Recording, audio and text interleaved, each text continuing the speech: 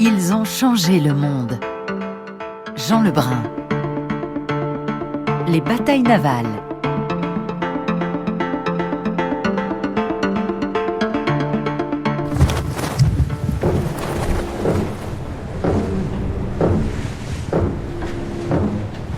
Le combat commencera au lever du jour. Ton plan de bataille est très brave et très simple. Tu pourrais le faire triompher sur la terre ferme. J'ai un ennemi qui m'affronte sur terre avec moins de troupes, sur mer avec moins de navires. J'ai l'agréable choix de le détruire sur mer ou sur terre. Et j'ai choisi sur mer. Cadence de combat! L'humanité s'est construite par le passage des mers. Avec une apparence de raison, on dit « Qui tient la mer, tient la terre ». Nous vous racontons 10 grandes batailles qui se sont avérées déterminantes pour le sort de la Méditerranée, de l'Atlantique, du Pacifique. L'Académie de Marine accueille nos enregistrements. Vous entendrez donc la houle, mais aussi les bruits de la circulation du quartier de la place de la Concorde, où elle est installée. Cadence d'attaque. Avec le temps, l'Académie de Marine est passée de l'histoire navale, militaire, à un horizon plus large, maritime. Eh bien, nous ferons de même, parce que, quelles que soient les transformations techniques de l'art de la guerre, nul ne peut prétendre être plus fort que la mer. Toujours changeante, elle rend chaque bataille imprévisible et chaque victoire toujours remise en question. Repos. Repos! Arrêtez! Repos! Où l'Espagne veut envahir l'Angleterre, l'invincible Armada, 1588. Soit, en cette fin du XVIe siècle, 2 monarchies de taille très inégale. La première, l'Espagne, il faudrait dire les Espagnes. De son père, Charles Quint, Philippe II a hérité de l'Espagne, du royaume de Naples, du duché de Milan et des Pays-Bas, lesquels ne cessent de lui causer de graves soucis. L'extinction de la dynastie portugaise lui a permis de récupérer, par une union personnelle, le territoire ibérique voisin du sien et donc de rapprocher les 2 empires coloniaux de Madrid et de Lisbonne. Philippe II est le gardien vétilleux du catholicisme le plus strict. Il est effrayé par le spectre du protestantisme et il se montre de plus en plus prudent. Son infatigable bureaucratie enregistre tous les frémissements sur le terrain et les dossiers s'entassent au palais de l'Escurial où le souverain vit en reclus. Encore un peu de temps et la maladie va l'immobiliser. Si seulement, pensait-il, mon empire ne bougeait pas, lui non plus. Son portrait par l'historien de la Méditerranée, Fernand Braudel. Politiquement, durant toute cette seconde moitié si sombre du XVIe siècle, il ne pouvait pas ne pas être l'ouvrier du destin. À vrai dire, un ouvrier plus agi qu'agissant. Au cours de sa longue vie qui parut interminable à ses ennemis, Philippe II donne bien souvent l'impression d'attendre, de suivre les circonstances. À la différence de son père, il ne voyagera guère à travers son empire. Il ne conduira pas d'armée. Immobile ou presque à sa table de travail, il donne rendez-vous à l'histoire. Liseur infatigable de dépêches, il ne cesse de les annoter, d'expédier ses ordres. Et l'on dirait volontiers qu'il y a chez lui du chef d'état-major au sens le plus défavorable du mot. Il est le roi prudent qui hésite à prendre des décisions alors que le temps court. Il est le roi papracier, el rey papelero, acharné à sa besogne qui se tue à la bien faire. Méticuleux, ordonné, mais finalement spectateur de sa vie. Traité de paperassier, Philippe II l'est aussi de tyran pervers. C'est la réputation que lui font en effet beaucoup de ses sujets des Pays-Bas, rebelles, dont les libelles le présentent tour à tour en persécuteur des protestants et aussi en criminel de masse dans les colonies d'Amérique. Il est vrai que Philippe II ordonne souvent la répression. Son demi-frère, Don Juan d'Autriche, le vainqueur de Lépante, à qui il a confié le gouvernement des Pays-Bas, s'en plaint. La pire misère pour un homme d'honneur, lui écrit-il, c'est de faire en connaissance de cause des choses viles et malhonnêtes. Après la mort de Don Juan, l'incomparable, qui s'est épuisé à la tâche, c'est un autre valeureux combattant de Lépante, Alexandre Farnèse, de très haute ascendance et de grand courage, qui doit s'acquitter du triste métier de gouverneur des Pays-Bas. De l'autre côté de l'eau, la deuxième monarchie à considérer, qui observe, toujours avec sympathie d'ailleurs, la rébellion des Pays-Bas. C'est la monarchie anglaise, qui est singulière à plus d'un titre et que décrit ici notre premier interlocuteur, un spécialiste de la Renaissance outre-Manche, Cédric Michon. Le royaume d'Angleterre est assez original. Effectivement, dans sa position en Europe, c'est un royaume périphérique. C'est un petit royaume qui vit un peu sous perfusion de modèles continentaux, c'est-à-dire de modèles français. L'élite anglaise parle le français, et puis de modèles italiens et flamands pour l'art. Et c'est vrai qu'on a souvent tendance, à juste titre en fait, à ramener l'Angleterre à son statut de petit royaume périphérique, pas très peuplé, autour d'effectivement 3-4 millions d'habitants à la fin du XVIe siècle, là où la France, à titre de comparaison, à plus de 16 millions d'habitants, peut-être 17 ou 18 millions à la fin du XVIe siècle.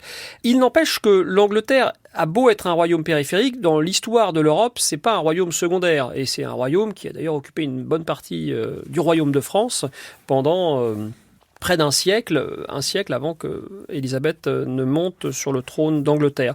Donc c'est un royaume assez intéressant, assez original, qui a été sorti du Moyen-Âge, on va dire, par Henri VIII, qui a véritablement arrimé le royaume d'Angleterre à l'Europe continentale, d'un point de vue politique, d'un point de vue militaire, d'un point de vue, je dirais, de religieux, mais y compris en créant une religion qui deviendra ensuite, sous Élisabeth, l'anglicanisme, mais en même temps, Henri VIII, en même temps qu'il faisait vraiment de l'Angleterre un acteur très important du jeu politico-militaire européen, a créé ou a instauré, et c'est valable jusqu'à aujourd'hui, une singularité anglaise. Élisabeth Ier, 30 ans de règne au moment où son adversaire Philippe II va réunir contre elle la très fameuse Armada. Elle porte un anneau royal, faute d'anneau nuptial, parce qu'à 55 ans, elle n'est toujours pas mariée. Oui, Élisabeth Ier d'Angleterre, c'est le troisième enfant d'Henri VIII à monter sur le trône. C'est la deuxième en ordre de naissance. Mais Henri VIII, lorsqu'il meurt en 1547, a cassé beaucoup de choses et a pas mis beaucoup de choses très solides en place. Et donc, il y a une succession un peu chaotique, d'abord avec son fils Édouard VI pendant 6 ans, puis Marie Tudor, sa fille aînée en fait, qui est, elle, se marie à Philippe II d'Espagne. Et lorsqu'elle meurt, c'est le troisième enfant de Henri VIII, donc Élisabeth, qui devient reine d'Angleterre, et un peu, sans doute, échaudée par l'expérience de sa sœur aînée et de la complexité d'un mariage avec un prince très puissant, va choisir d'être une reine vierge, une reine qui ne se marie pas et qui conserve donc toute liberté d'action, puisqu'elle ne dépend pas d'un mari étranger qui serait un peu trop interventionniste dans les affaires du royaume d'Angleterre. Vous n'avez pas de descendance. Je crois savoir que la coutume veut qu'on trouve un mari avant d'avoir un héritier. En France? En Turquie. La Turquie a un sultan. La Chine a un empereur. Je m'en tiens aux limites du possible. C'est là que nous divergeons, vous et moi. Je trouve l'impossible beaucoup plus intéressant.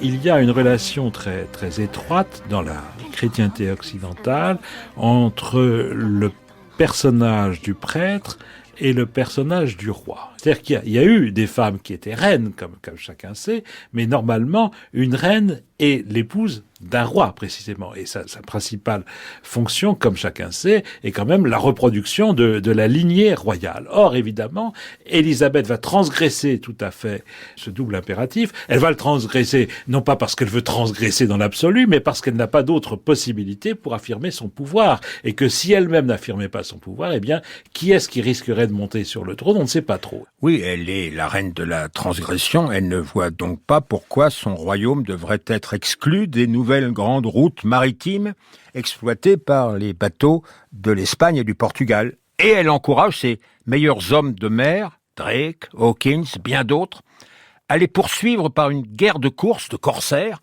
qui ne veut pas dire son nom. L'architecte contemporain Jacques Rougerie a inventé un néologisme qui conviendrait à notre série, mérien. Élisabeth avait un tempérament de mérien, tandis que Philippe II en avait un de terrien. Sa Majesté très catholique, le roi Philippe II d'Espagne. Ce que nous craignons est confirmé, Majesté. Drake navigue dans le Pacifique, il pille nos comptoirs, massacre nos garnisons et arraisonne nos galions depuis le Chili jusqu'au Pérou. Il en a manqué un de justesse à Valparaiso. J'ai parfois le sentiment que notre Seigneur nous a envoyé la reine Élisabeth en épreuve pour nous faire expier nos péchés et enrichir davantage notre vie éternelle. Expier nos péchés. Souvenons-nous de la pièce de Claudel, Le soulier de satin. L'annoncier, qui la commence, invite le public à fixer un navire espagnol qui flotte à la dérive, dématé dans l'Atlantique. Il a été dévasté par des pirates anglais qui s'en sont saisis et y ont laissé ligoter sur le pont un père jésuite qui en était l'aumônier. Et ici-bas, un peintre qui voudrait représenter l'œuvre des pirates, des Anglais probablement, sur ce pauvre bâtiment espagnol, aurait précisément l'idée de ce mât, avec ses vergues et ses agrès, tombés tout au travers du pont, de ses canons culbutés, de ses écoutilles ouvertes, de ses grandes taches de sang et de ses cadavres partout, spécialement de ce groupe de religieuses écroulées l'une sur l'autre.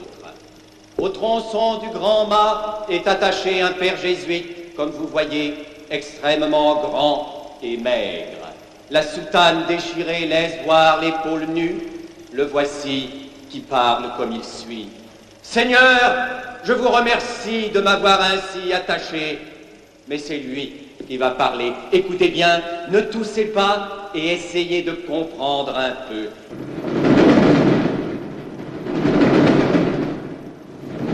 Seigneur, je vous remercie de m'avoir ainsi attaché. Et parfois, il m'est arrivé de trouver vos commandements pénibles et ma volonté en présence de votre règle perplexe, rétive. Mais aujourd'hui, il n'y a pas moyen d'être plus attaché à vous que je ne le suis. Et j'ai beau vérifier chacun de mes membres, il n'y en a plus un seul qui de vous soit capable de s'écarter si peu. Et c'est vrai que je suis attaché à la croix. Mais la croix où je suis n'est plus attachée à rien. Elle flotte sur la mer libre, à ce point où la limite du ciel connu s'efface et qui est à égale distance de ce monde ancien que j'ai quitté et de l'autre nouveau.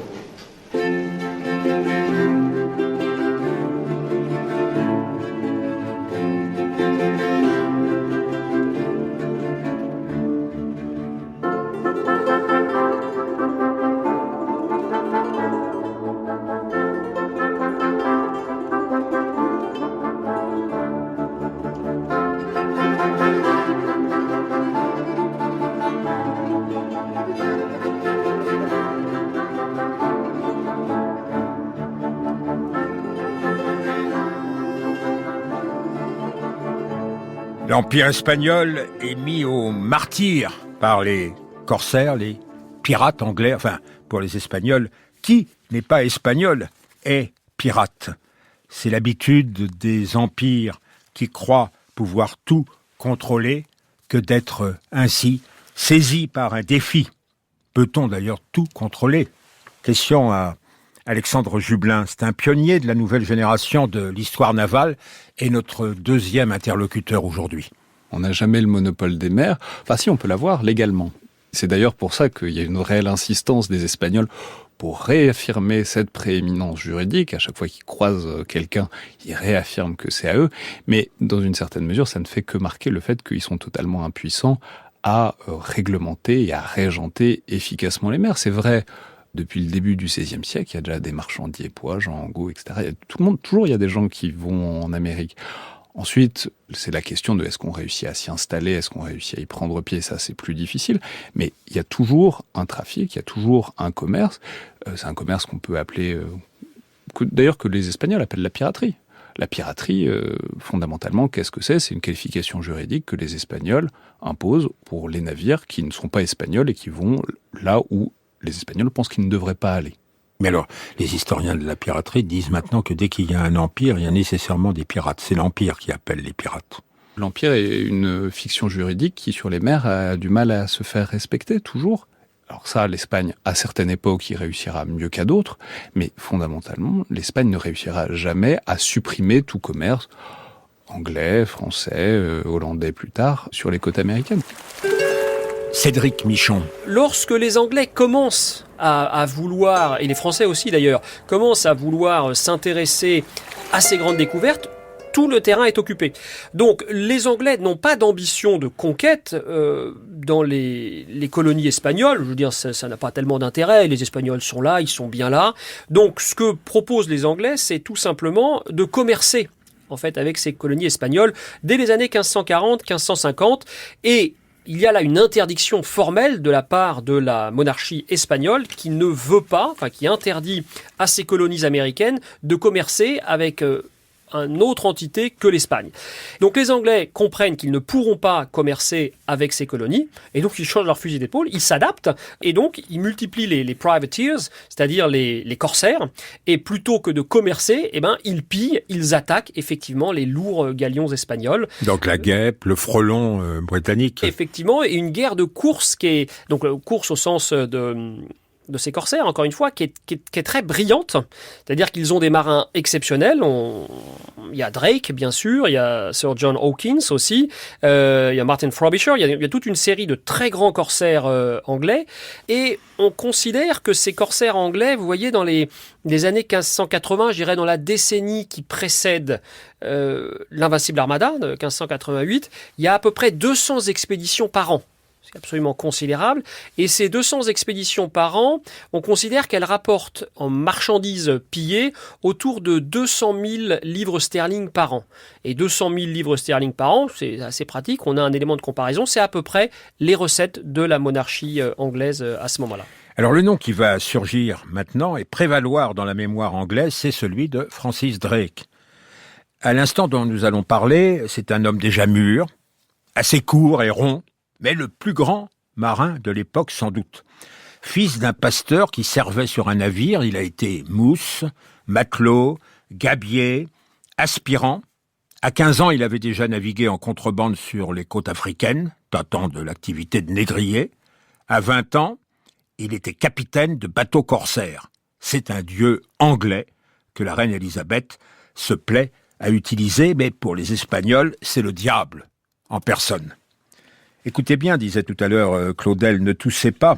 Nous ne sommes plus au théâtre maintenant, comme dans Le Soulier de Satin, mais dans un film qui s'appelle Le Corsaire de la Reine. L'ambassadeur d'Espagne y est reçu par la reine Élisabeth et il est fort mécontent. Oh, buenos días.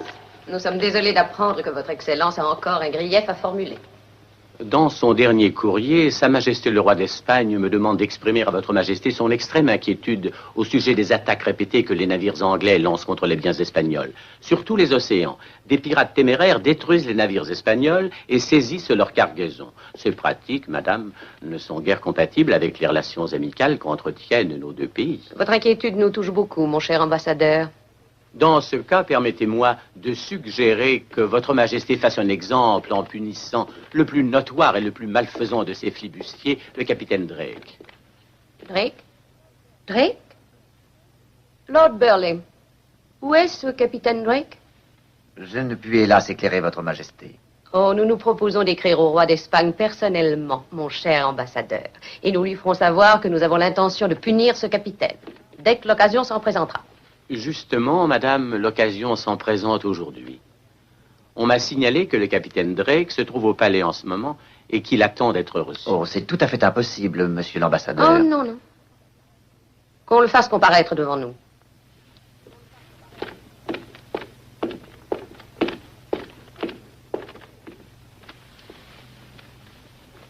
Est-ce vous, Francis Drake? À votre service, Majesté. Alors je suis mal servi, monsieur. Majesté. Taisez-vous. Vous avez encouru notre déplaisir. Est-ce que vous ignorez que nous sommes en paix avec l'Espagne et que le roi Philippe est notre ami personnel? Et j'apprends que vous brûlez ses navires et pillez ses trésors. Majesté, je ne... Devrais-je tolérer la piraterie et le vol? Mais Majesté... Silence! Debout, capitaine.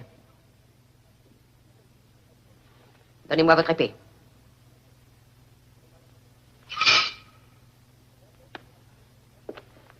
Sir David, emparez-vous de ce forban et qu'il soit enfermé dans la tour de Londres jusqu'à ce que nous décidions de son sort.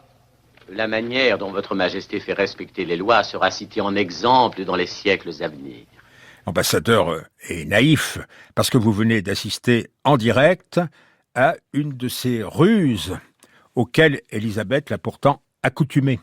En fait d'emprisonnement à la Tour de Londres, Élisabeth va commander à Drake une grande expédition autour du monde, la 2e expérience dans l'histoire de circumnavigation, à l'issue de laquelle, avec une dernière ruse, cependant, en apparence, elle va le faire chevalier. Majesté, c'est un insigne honneur pour mes hommes et pour moi que de vous recevoir à bord. Capitaine Drake, nous sommes ici dans l'intention de vous punir comme vous le méritez. Donnez-moi votre épée.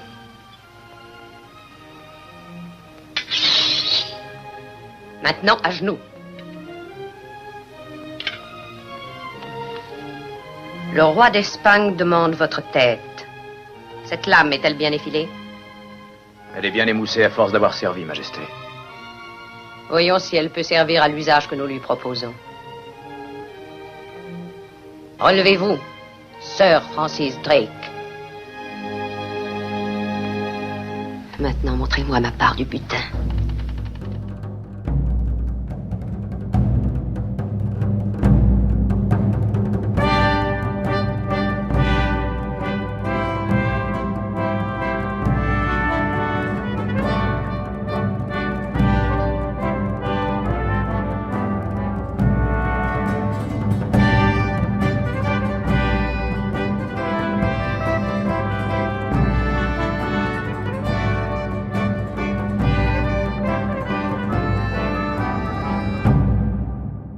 Philippe II a mis beaucoup de temps à réaliser le danger anglais. Mais là, les avanies, décidément, sont devenues trop nombreuses. Alors il convoque ses grands d'Espagne préférés à l'Escorial et il leur enjoint d'organiser une flotte d'intervention qui passerait de la Méditerranée à l'Atlantique et qui, parvenue à la Manche, irait cueillir ces impertinents d'Anglais jusque chez eux avec le concours des troupes espagnoles des Pays-Bas. Mais au moment où les Espagnols s'affairent à leurs préparatifs, voilà que Drake, le provocateur, vient les attaquer de nouveau. Et où? À Cadix, leur grand port du sud, non loin du détroit, où le gros de l'armada en gestation est rassemblé. Nous sommes au printemps 1587. Laurent Geoffrin écrit « Les troupes espagnoles sont au repos, les capitaines à terre, les canons reculés derrière leurs sabords fermés, et les bateaux de Drake, en file indienne, poussés par la brise, entrent dans Cadix. Ils avancent à 30 mètres et lâchent leurs bordées, perçant les coques et balayant les ponts de leurs boulets. Et ensuite, la chance le servant encore, Drake ressort aussi tranquillement qu'il était entré, laissant les Espagnols fort maris. L'armada doit retarder son départ, mais celui-ci est inéluctable et on va la dire invincible. Robert Stenhuit, archéologue naval et un peu aventurier aussi. Puis Cédric Michon de nouveau. Mais elle ne s'est pas appelée l'invincible et c'est une question... En fait, on n'en sait rien. Est-ce que c'est par dérision que les Hollandais ou les Anglais l'ont appelée invincible après? Est-ce que ce sont des matelots dans un bar de Lisbonne un jour qui pour se vanter, ont dit qu'elle était invincible? Je n'en sais rien. Mais à l'époque, on ne trouve aucune mention du mot invincible. C'est l'entreprise d'Angleterre, c'est la grande armada. Mais la première, à ma connaissance, c'est César Fernández Duro, qui est un historien espagnol brillant d'ailleurs du 19e siècle, qui a écrit un bouquin qui s'appelait Armada Invencible, et qui a été le premier, sinon à inventer l'expression, du moins à la sanctionner et à la rendre populaire. Mais les Espagnols, en tout cas Philippe II, n'aurait jamais fait ça parce que c'était présumé des décisions de Dieu, ce qui est tout à fait contraire à son esprit, à ce qu'il dit dans toutes ses lettres. C'est un homme d'une grande humilité, d'une grande piété, du moins extérieurement. Et aucun des capitaines, aucun des amiraux n'aurait jamais dit ça, ils étaient tous persuadés du contraire. S'ils avaient dû la qualifier, ils auraient dit l'armada qui ne peut pas vaincre, parce que c'est ça qu'ils expliquaient au roi dans leurs lettres. Mais le roi ne voulait pas entendre raison. L'idée, c'est donc d'aller dans une mer à laquelle les Espagnols ne sont pas habitués, de passer à l'Atlantique et à la Manche. Et avec des bateaux d'un tout autre type que ceux qu'on a vus utiliser en Méditerranée à l'Épante dans un épisode précédent. Il y a un grand seuil technique là, qui s'est produit dans les années 1570-1580. C'est un nouveau type de bateau. La marine espagnole, c'est une marine qui a, si on veut employer un mot assez simple, qui est une marine cargo. C'est une marine dont la mission est de traverser l'Atlantique dans un sens puis dans l'autre pour rapporter dans ses cales des marchandises. Donc les bateaux espagnols sont, encore une fois, sont beaucoup plus grands, sont beaucoup plus larges, sont beaucoup plus puissants, si on veut, mais sont beaucoup moins maniables. Là où, et c'est là, on retombe sur la guêpe et le frelon que vous évoquiez tout à l'heure, c'est que la marine anglaise, c'est une marine qui s'est développée pour attaquer ces gros navires espagnols. Donc c'est une marine qui est beaucoup plus rapide, qui est beaucoup plus petite et qui n'a pas pour mission de remplir ses cales. C'est-à-dire qu'une fois qu'elle attaque un navire, elle va s'emparer du navire, mais on garde le navire qui va continuer à transporter. Simplement, c'est le destinataire qui change. C'est plus l'Espagne, c'est l'Angleterre. Et on parle, pour la composer, cette armada de galions démesurés. Alexandre Jublin. Le problème du terme de galion, c'est que à l'époque comme aujourd'hui, on l'utilise pour désigner à peu près tout ce qui flotte à ce moment-là, c'est-à-dire disons courant 16e jusqu'au 17e. C'est vrai. En même temps, il y a une réalité qui est qu'il y a un mouvement architectural, qui est un mouvement d'hybridation entre une grande tradition, la tradition atlantique, voire de la mer du Nord, des grosses nefs, on appelle ça des nefs, des navires ronds, des vaisseaux qui sont en tout cas très hauts sur l'eau, faits pour affronter des grandes houles, et surtout des vents portants, qui marchent très bien au vent portant parce que ils sont hauts sur l'eau, ils peuvent déployer des grandes voiles pour peu que le vent aille dans la bonne direction. Et c'est donc une hybridation entre cette tradition-là et la tradition méditerranéenne de galères, ou de galéas, de navires beaucoup plus bas sur l'eau. Mais les navires méditerranéens ont aussi développé un certain nombre d'innovations pour remonter au vent, notamment les voiles triangulaires, qu'on appelle parfois les voiles latines. Et bref, le galion, ça va être un peu le mélange de tout ça. C'est-à-dire, on va garder un certain nombre d'apprentissages, notamment structurels, des navires d'Europe du Nord, et on va l'hybrider avec certaines innovations de Méditerranée, notamment le fait que l'avant du navire, la proue sera beaucoup plus basse sur l'eau, ça le rendra le navire beaucoup plus marin, les navires vont être plus fins, et puis il va y avoir un mélange de voiles carrées, donc qui aident à aller dans le sens du vent, et de voiles latines qui peuvent permettre de remonter davantage au vent. Bon, si les galions sont hybrides, autant dire disparates, l'artillerie de l'armada aussi. Ce qui caractérise les canons du début de l'époque moderne, c'est leur disparité. On a souvent l'image pour le combat naval de ce que seront les canons du combat de ligne à partir du milieu du XVIIe siècle, c'est-à-dire qu'il y a des canons qui sont bien rangés, le canon de 24 livres, en fonction du poids du boulet, 12, 24, 36, etc., avec une nomenclature très précise. Moi, à l'époque qui m'intéresse, c'est beaucoup plus hasardeux que ça, parce que on n'a jamais assez de canons. Les canons, ça coûte très cher à faire, donc on les dispatche en permanence, on les récupère, et quand un navire part en mer, on récupère tous les canons qu'on peut, et du coup, ils n'ont jamais été faits selon des modèles précis en série, donc il faut que les artilleurs, quand ils arrivent sur le bateau, ils regardent, ils essayent de jauger, ils essayent de mesurer un peu, mais alors les canons sont pas toujours bien fondus, donc c'est un peu problématique, ils essayent de deviner quel genre de boulet, quel genre de charge de poudre il faut mettre à l'intérieur du canon. Donc, grande disparité, en poids, en taille, en calibre, grande disparité en nature aussi, puisque je l'ai dit, on récupère des canons à droite à gauche, donc il y a toujours les vieux modèles de canons. Les vieux modèles de canons, c'est ceux qui se chargeaient par le cul, avec des espèces de chambres amovibles où on préparait déjà la poudre et le boulet, et on l'enfonce à l'arrière du canon et on y met le feu. Ça a le mérite que ça permet de recharger vite. Le problème, c'est que on peut pas trop charger parce que sinon ça finit par exploser. L'encadrement en bois du canon finit par exploser. On a les nouveaux canons en bronze. Alors les canons en bronze, ils sont fondus généralement d'une seule pièce et donc on les charge par la gueule. On a encore des nouveaux types de canons en fonte. Alors ça, c'est moins cher que le bronze, etc. C'est plus et ça, c'est les canons anglais? Alors les Anglais vont être les premiers à maîtriser vraiment la fonte, effectivement, mais ensuite ça va se diffuser assez vite. Mais les Anglais ont aussi tout à fait des canons en bronze. Tout le monde a un peu de tout, et c'est ça qui fait que ça va retarder énormément, en fait, la maîtrise des performances de tir.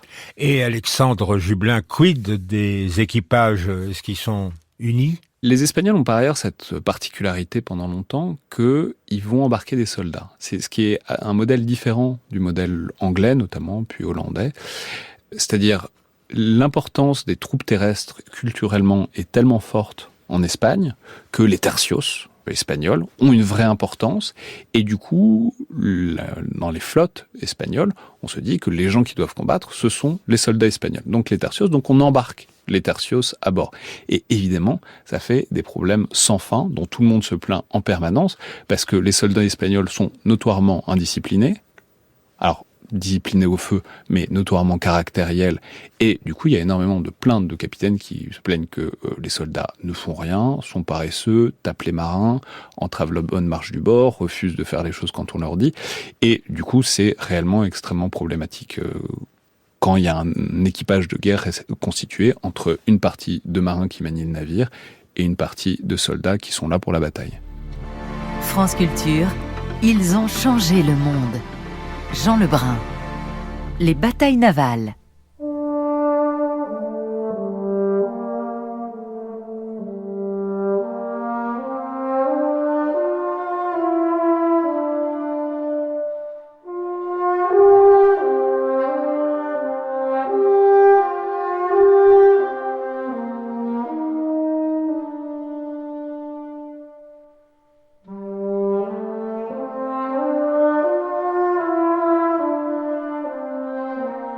Qu'un l'armada est enfin prête à partir de Lisbonne. On se souvient que Philippe II est devenu aussi roi du Portugal.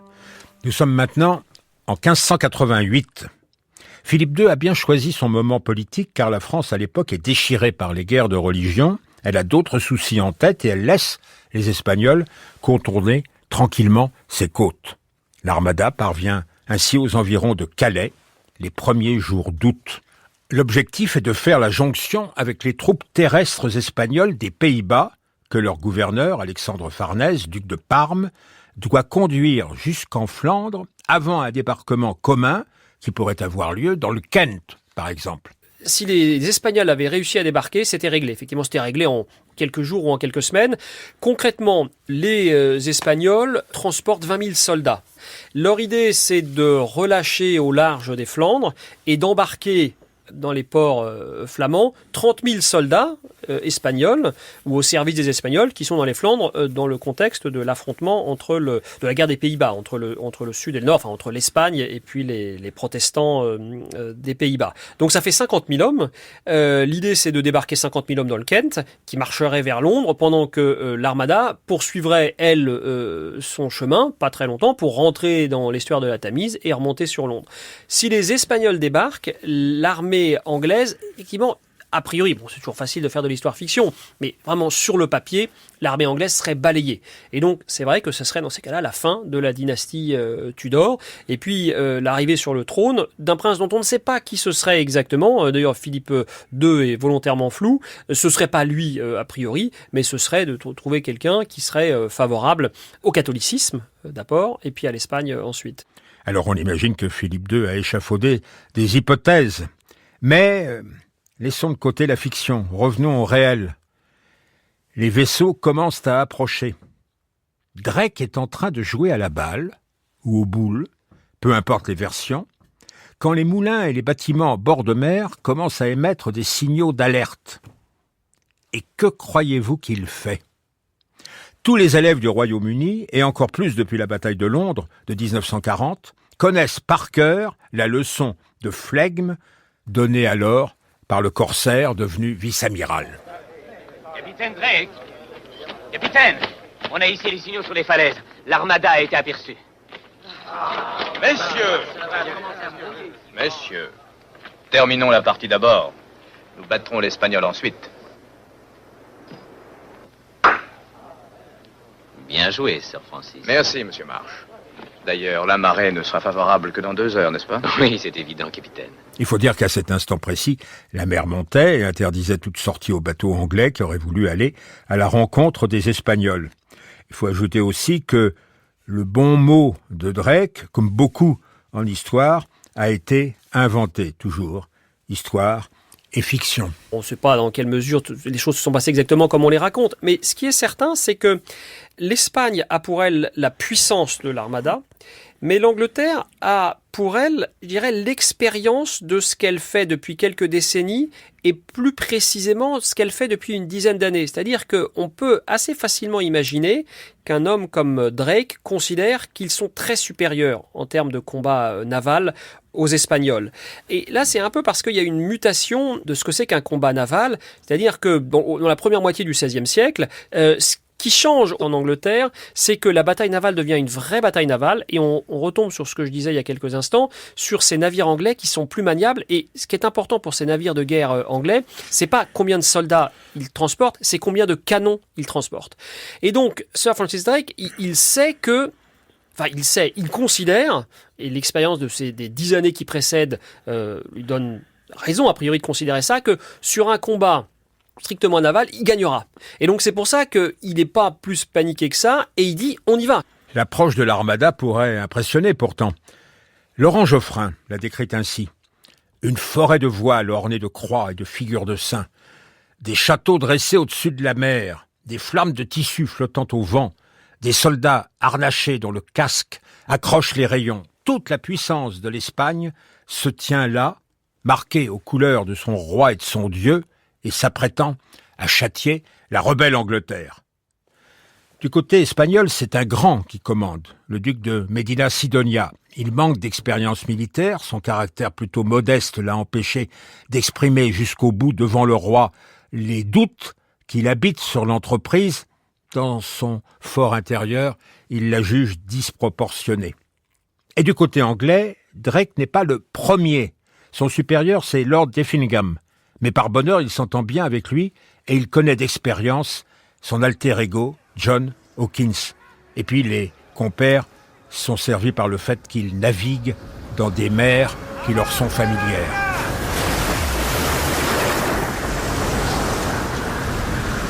Ils ont jeté l'ancre! Ces monstres espagnols ne savent pas manœuvrer dans notre mer anglaise! Nous avons le vent en notre faveur! On y va!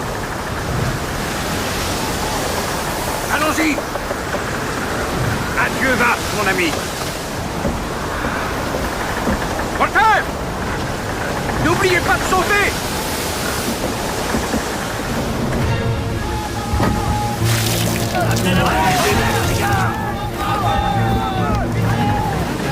Par 3 fois dans les derniers jours de juillet et les premiers d'août, les Anglais déclenchent 3 attaques depuis leurs côtes. Leurs navires habiles se laissent porter au vent pour s'approcher des Espagnols, et quand ceux-ci se retournent lentement pour répondre à leur artillerie, ils ont déjà eu le temps de s'éloigner. Si les canons espagnols sont trop lourds, les boulets anglais sont trop petits. Les premiers tirent dans l'eau, les seconds ne font qu'égratigner les coques espagnoles. En réalité, la décision dépend de l'arrivée d'Alexandre Farnèse.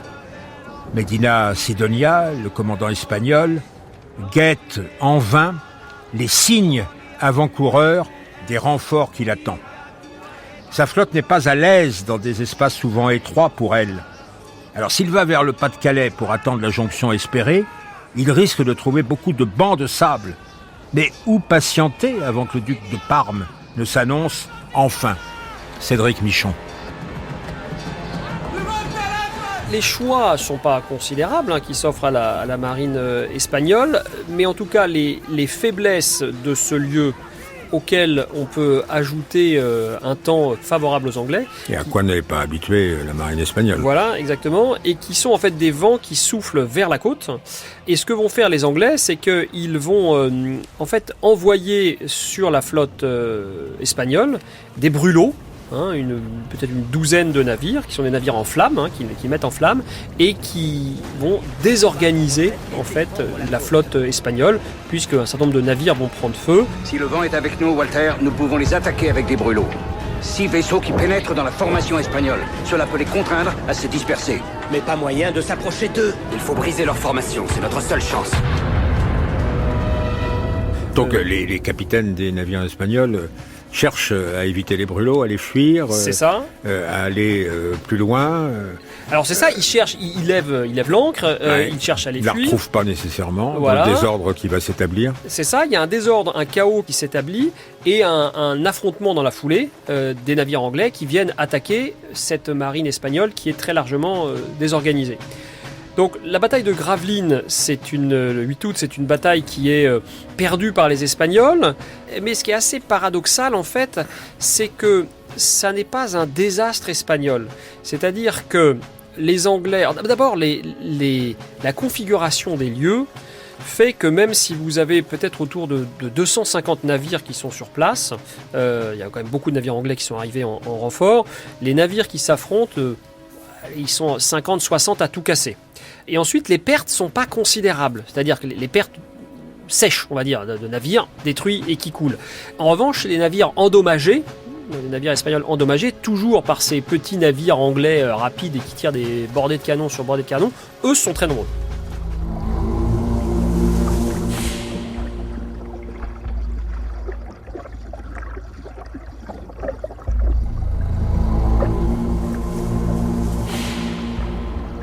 Pas un désastre, mais enfin un coup de massue psychologique pour Medina Sidonia et ses capitaines. L'armada s'est dispersée par le courant de jusant vers le nord, les bancs de sable de Dunkerque. Il est très difficile de rassembler ce qui demeure. Rien n'avait ressemblé aux ordres qui avaient été émis. Souvent, le pouvoir politique se pique d'expliquer aux capitaines comment ils vont devoir mener leur bataille. Et donc, on a... pour le coup, ça se voit notamment dans les sources anglaises à certaines époques, on a des consignes terrestres qui viennent de la terre sur comment il va falloir disposer les navires, quelle stratégie, quelle tactique il va falloir adopter, etc. Et on s'aperçoit dans les sources que la réponse des capitaines, c'est toujours ça marche pas. Enfin, c'est très sympathique, mais en fait ça marche pas parce que quand on est en mer, il y a le vent, il y a les vagues, les navires ça avance jamais à la bonne vitesse, ça avance toujours à des vitesses extrêmement différentes. Donc en fait toutes les tentatives de ranger et de régler une flotte de manière efficace, ça échoue à peu près toujours. Donc, oui, il y a un vrai problème de compréhension. Après, les sources réussissent plus ou moins à expliquer qui a gagné, mais c'est toujours des raisons de l'équipage a gagné parce qu'il était le plus brave, et puis là, il y a eu un incendie ici, là et là.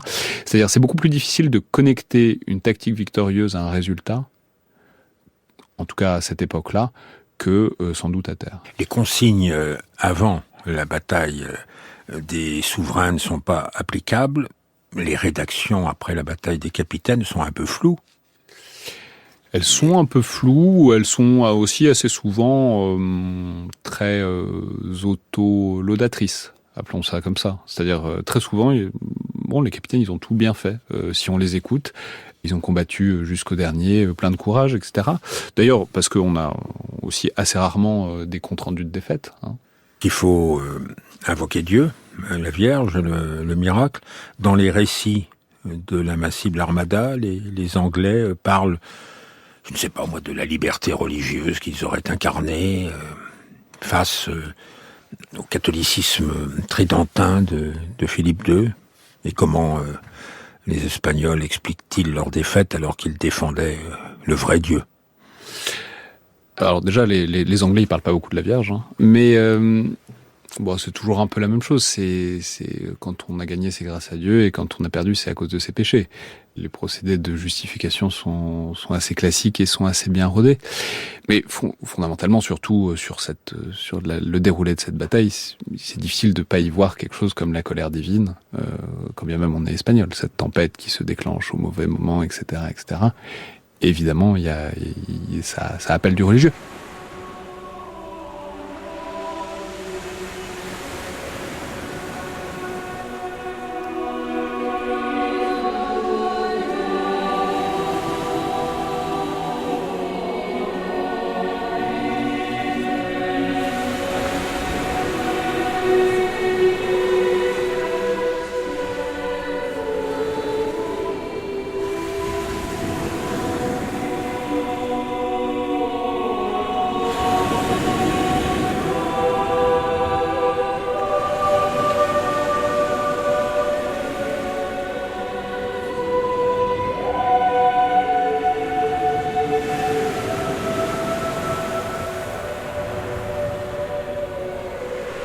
Mais le temps des interprétations, des comptes rendus, des miserere n'est pas encore venu. Les bateaux espagnols sont grosso modo regroupés, les charpentiers de marine s'affairent, le calfatage est tant bien que mal réparé. Et puis demeure cet espoir. Et si le duc de Parme, Alexandre Farnèse, venait enfin à la rescousse? Mais les rebelles hollandais et leurs amis, les gueux de mer, encore une autre variété de corsaires, l'ont considérablement retardé. Il ne s'annonce toujours pas et l'évidence éclate. Il n'est plus possible d'espérer une opération en partie double et l'armada n'est plus en état de prendre quelque initiative que ce soit, sinon celle du départ.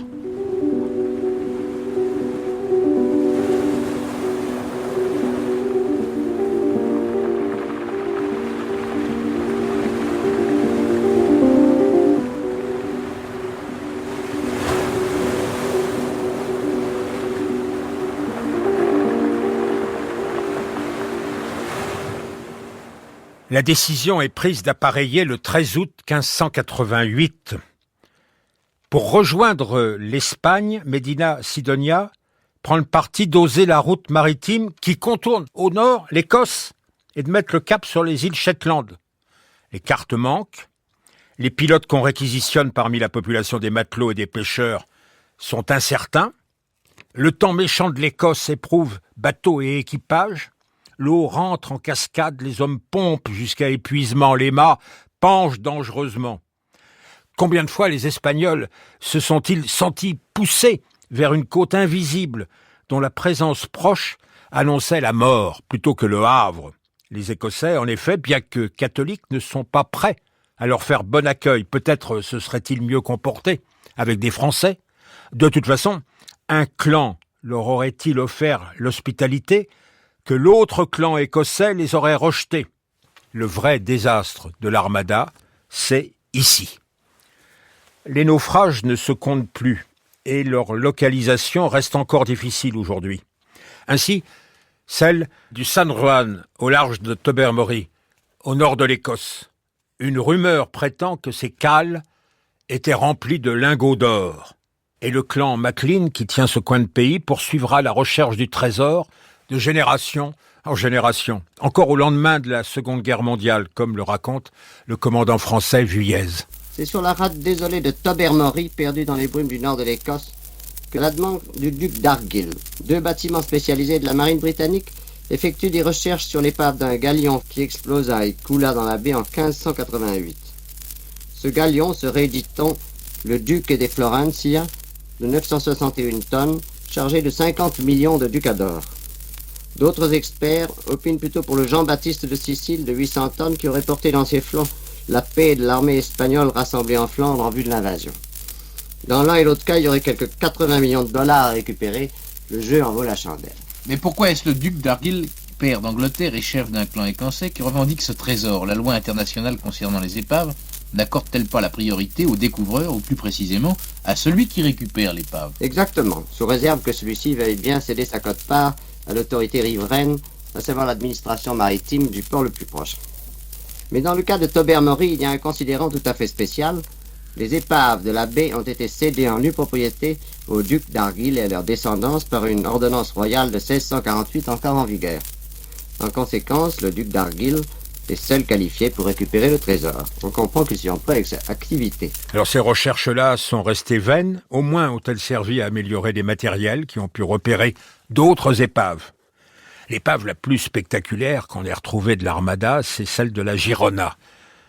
D'Écosse, les vestiges de la flotte espagnole sont en effet passés en Irlande. Le gouverneur anglais de l'endroit a ordonné que soit passé par les armes tout Espagnol qui mettrait le pied sur la côte. La Girona a néanmoins jeté l'ancre dans le port de Killybegs. Elle a été rejointe par les équipages de 2 autres bateaux naufragés. Et tout ce monde, plus de 1000 personnes, s'est entassé sur la Girona qui est sortie du port. Nous sommes en octobre 1588. Et le naufrage intervient le 15. En 1967-1968, des équipes de plongeurs découvriront l'épave, en rapporteront un vrai trésor d'objets et de bijoux. L'archéologue et aventurier belge Robert Stenuit a beaucoup contribué à cette localisation et à ce sauvetage.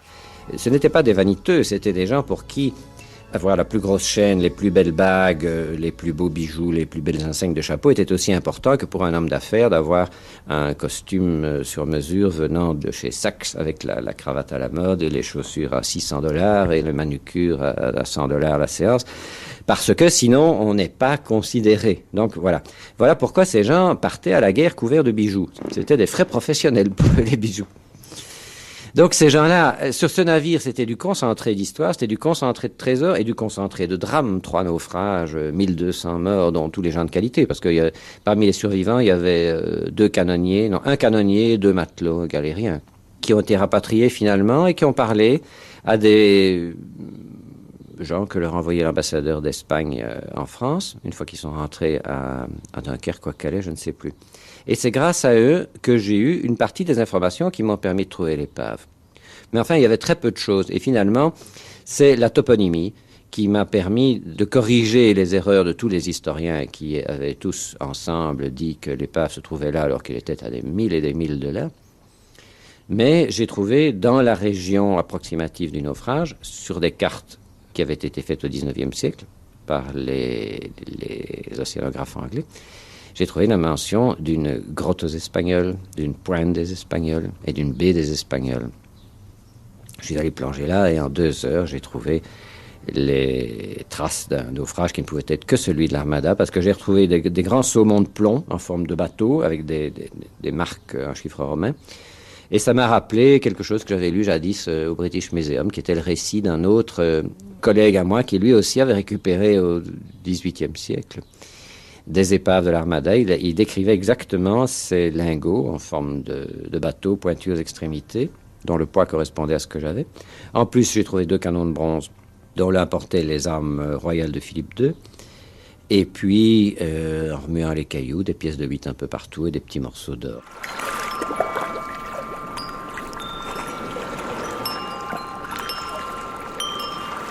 Rien que sur les côtes d'Irlande, 24 navires ont fait naufrage, plus de 4000 morts. Medina Sidonia, le commandant en chef espagnol, est rentré avant le naufrage de la Girona qu'il a ignoré. Son bateau amiral, paraît-il, ne tenait que grâce à des cordes passées sous la coque. En tout cas, il prenait l'eau de toutes parts. Le duc avait donné ses 2 manteaux chauds à un prêtre et à un jeune blessé. Il n'avait plus sur lui que sa cape légère et il écrit son premier rapport à Philippe II. « Je suis incapable, dit-il, de décrire à votre majesté les infortunes et les malheurs qui nous ont accablés. » Alors voici maintenant une interprétation politique, il est temps. Cédric Michon. Le rapport de force n'était pas à ce point défavorable à l'Angleterre, qui de surcroît jouait à domicile, ce qui est quand même toujours plus confortable. Donc je dirais que la défaite n'est pas forcément aussi grave que ça, mais symboliquement elle est forte. C'est-à-dire que symboliquement, l'Espagne reste la première puissance navale à cette époque-là, mais c'est un peu une sorte de passage de relais à l'Angleterre, même si les empires mettent toujours des décennies à s'effondrer, voire des siècles, mais on peut généralement dater le moment où les choses basculent. On pourrait paraphraser Churchill, qui après la victoire de la bataille d'Angleterre disait c'est pas la fin, c'est pas le début de la fin, mais c'est la fin du début. Voilà. Et là c'est un peu ça, c'est-à-dire que l'Invincible Armada c'est pas la fin de l'Empire espagnol, mais c'est rien ne sera plus jamais pareil avant, et on peut voir un lent affaiblissement, un peu de la même manière que la bataille de Lépante. C'est pas la fin de l'Empire ottoman qui va survivre encore des siècles, mais c'est la fin de l'expansion, c'est la fin, là encore, d'une forme d'invisibilité ottomane. Oui, l'Espagne est sortie de l'ordre surnaturel, rentre dans l'ordre ordinaire. Elle essaye d'ailleurs encore 2 autres expéditions, 1596. Alors cette expédition-là s'arrête en Galice et rebrousse chemin après une tempête. Et 1597, une tentative de débarquement a lieu en Cornouailles, mais échoue. Les trésors d'Amérique ne suffisent plus d'ailleurs à couvrir les dépenses militaires et aussi somptuaires. La levée de nouveaux impôts demande à Philippe II de consulter les Cortes, et il arrivera à son gouvernement de se retrouver en cessation de paiement. Quant à l'Angleterre, bien que tirée d'affaire, elle connaît aussi des difficultés, elle n'est pas si bien assurée dans le nouveau rôle qu'elle dessine. Il y a un épisode dont on ne parle pas dans l'historiographie anglaise, enfin dont on ne parle pas, les historiens en parlent, mais dans l'imaginaire, c'est quelque chose qui n'existe pas, c'est l'expédition de 1589. Et on retrouve notre Drake qu'on a évoqué à plusieurs reprises, et on retrouve également la politique d'Élisabeth. Et Drake, en gros, dit on va terminer le travail. Et il veut aller où ? Et donc lui, il veut aller, il va à la Corogne en fait. Et Élisabeth le suit, c'est-à-dire que c'est une espèce d'armada à l'envers qui est envoyée par les Anglais. Et il y a plusieurs objectifs. Il y a de continuer la destruction de la marine espagnole. Donc ça, c'est dès 1589, c'est l'année d'après. Donc Drake part, il s'empare de la Corogne. Sauf erreur, il doit occuper la Corogne une quinzaine de jours. Il pille la Corogne, mais il ne détruit pas une cinquantaine de navires espagnols qui sont dans les ports à côté et qui sont sans défense et qu'il aurait pu détruire. Et puis, il y a 2000 soldats qui repartent ensuite parce avec tout le butin de la Corogne. Drake descend au Portugal et l'idée, c'est il y a Don Antonio qui est un héritier légitime, c'est le petit-fils de Manuel Ier du Portugal, qui est prétendant au trône du Portugal. Et donc l'idée de Drake et d'Élisabeth, c'est d'aller harceler les ports portugais, Lisbonne en particulier, et de rétablir sur le trône Antonio. Alors que Philippe II est en union personnelle avec le Portugal. Voilà. Et en fait, la mission de Drake alors c'est pas un échec, on va dire financier, et c'est peut-être le problème du privateer, là encore une fois, c'est qu'on gagne de l'argent, mais c'est un échec politique et militaire complet, c'est-à-dire qu'il y a quasiment pas de navires espagnols qui sont détruits, puis c'est complètement raté également dans l'entreprise de rétablissement sur le trône du Portugal de Don Antonio. Drake finira d'ailleurs disgracié, il mourra lors d'une dernière expédition, il a été immergé dans un cercueil de plomb qu'on cherche encore. Il n'en reste pas moins que la Royal Navy est née. On dit couramment qu'Henri VII en avait été le grand-père, Henri VIII le père, et qu'Élisabeth en est la mère. Les principes qui fondent sa puissance sont jetés. Elle va protéger l'Angleterre aussi loin que possible de ses côtes et garder la supériorité de manœuvre et de vitesse. En 1600, Élisabeth fondera aussi la Compagnie anglaise des Indes orientales. Il n'y a pas d'empire sans commerce, et inversement. Le contrôle des mers va permettre à Londres de fonder donc un nouvel empire aussi étendu et puissant que celui de Philippe II, et autrement plus durable.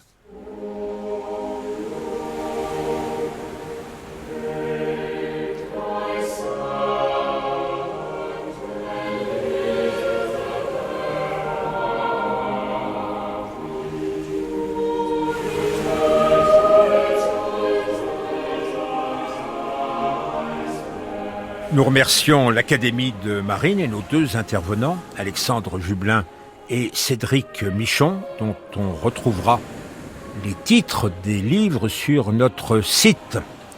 Sophie Leiner a préparé cette émission et à la technique, Nicolas Despagraphe, Jean-Guilain Meige et Jean-Louis Deloncle.